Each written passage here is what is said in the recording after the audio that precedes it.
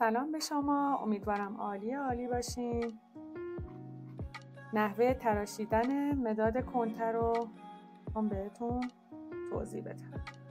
یه نخ بریم کنار این بغل این مداد کنته هست، ما یکم میکشیم بالا. اینا یه موقع یکم سخت باز میشن.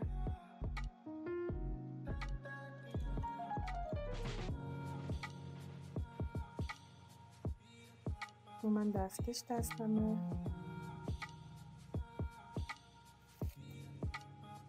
قشنگ این نخ رو از دورش باز میکنیم.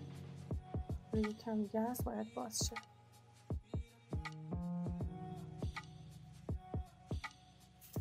اگه دیدیم باز نمیشه با تیغ برش بزنیم،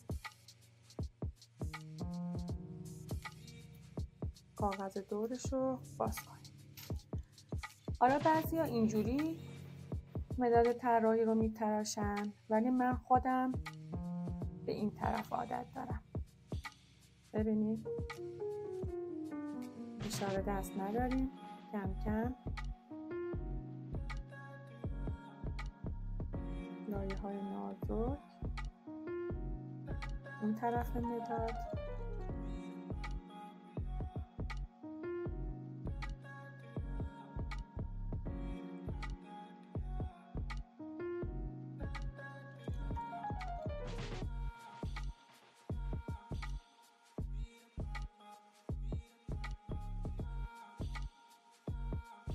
باید کاملا تیز باشه که ما بتونیم یه طراحی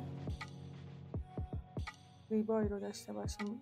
بعضیا میان با این مداد طراحی حتی خطوط رو تو ابروی مشتریشون طراحی میکنن که مشتری ببینه مثلا ابروی ایشون وقتی که تموم شد چجوری میشه یا ابروش چه فرمی میشه.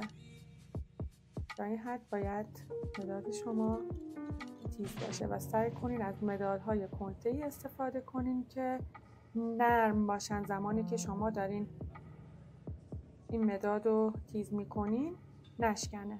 مداد طراحی تو تتو شاپ‌هایی تهیه کنین که کیفیت مدادشون عالی باشه.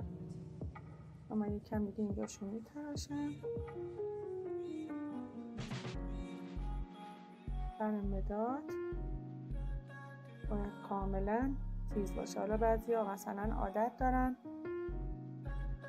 سر مدادشون رو یکم مورب یا اوریب چی میکنن. همینقدر باید تیز باشه.